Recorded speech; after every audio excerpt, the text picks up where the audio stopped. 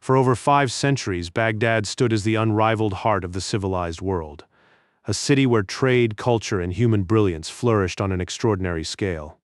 Yet this was not the Baghdad we know today. It was the legendary Round City, a masterpiece of medieval urban planning. Built as a perfect circle, it reflected both ambition and mathematical precision. Its remarkable story began in the year 762 of the Common Era. The Abbasid Caliph al-Mansur sought a capital worthy of his growing empire. He wanted a city that could command commerce while standing secure against every rival. He chose a strategic site beside the winding Tigris River. From there, great trade routes connected China, India, Persia, and the Mediterranean. But al-Mansur dreamed of more than military strength alone. He envisioned a capital that embodied order, authority, and the glory of the Abbasid dynasty. More than 100,000 workers helped transform that vision into reality. Every street and structure followed a carefully planned geometric design. 3 massive circular walls surrounded the city with formidable defenses. At its center stood the caliph's palace, symbolizing the empire's authority. 4 monumental gates opened toward the great regions of the Islamic world. Visitors passed beneath towering brick arches into a city unlike any they had seen before. Elite guards defended every entrance with unwavering vigilance. At the city's heart stood the magnificent palace of the Golden Gate. Above it rose the famous Green Dome, visible from across the surrounding plain. A bronze horseman crowned its summit, becoming one of Baghdad's enduring legends. Beside the palace stood the great mosque, uniting faith with imperial authority. Soon the population overflowed beyond the city walls. Thriving districts like Kark became vibrant centers where merchants from across the known world exchanged goods, ideas, and cultures every day. Under the rule of Caliph Harun al-Rashid, Baghdad entered its greatest age of prosperity and influence. His magnificent court became famous through the timeless tales of 1001 Nights. Merchants arrived daily with gold, pearls, rare silks, spices, and precious goods from distant lands. Fine paper from Samarkand transformed the city into a thriving center of scholarship and literature. Baghdad had become far more than an imperial capital. It stood as the financial and cultural heart of the medieval world. Yet its greatest achievement could never be measured in wealth alone. The city's true legacy was its unwavering devotion to knowledge. This vision inspired the creation of the legendary House of Wisdom. Known as Beit al-Hikmah, it served as both a great library and a remarkable center of learning.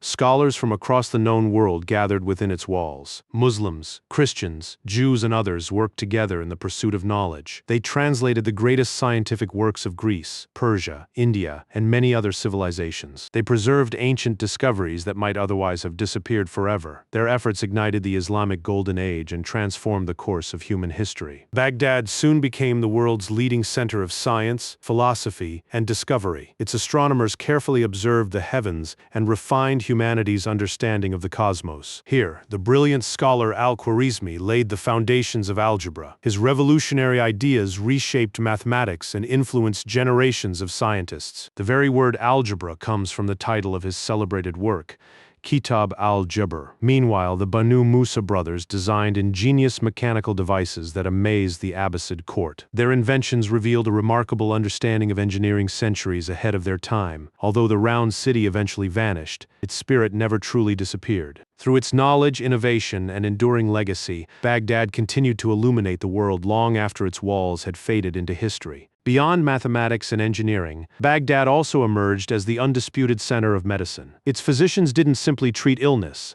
they transformed humanity's understanding of disease itself.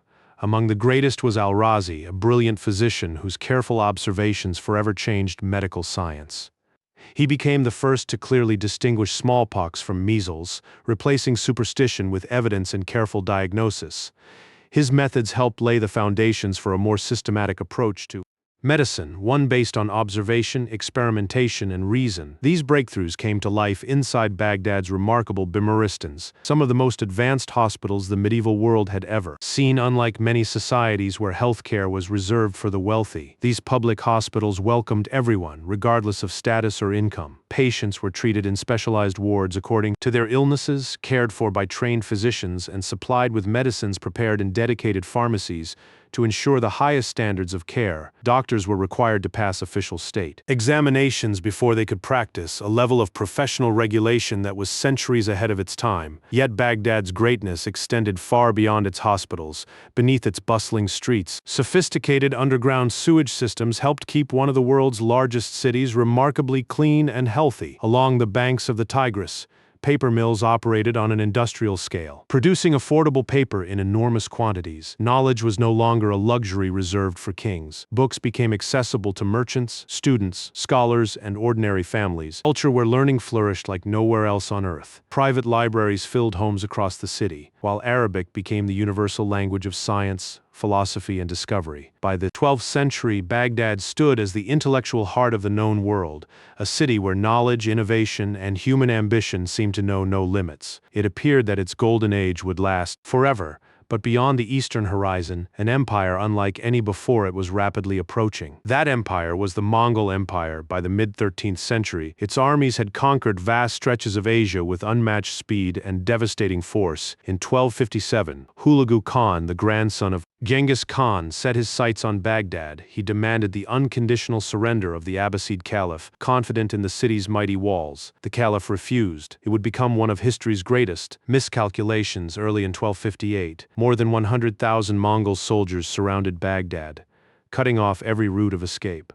Powerful siege engines pounded the city's defenses day after day, until its walls finally gave way. On February 10, 1258, Baghdad surrendered. What followed was catastrophic. Palaces, mosques, hospitals, and markets were plundered as one of the world's greatest cities was brought to ruin, but the greatest loss came inside the House of Wisdom. For centuries, it had preserved the knowledge of civilizations across the ancient world. Now its priceless manuscripts were thrown into the Tigris River. According to later accounts, the river ran black with the ink of countless books, a powerful symbol of humanity's knowledge being lost forever. In just a few days, one of history's greatest centers of learning had vanished.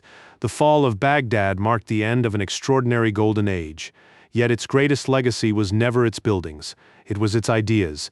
Every algebraic equation, every computer algorithm, every modern hospital built on organized medical care carries a legacy shaped by the scholars of Baghdad.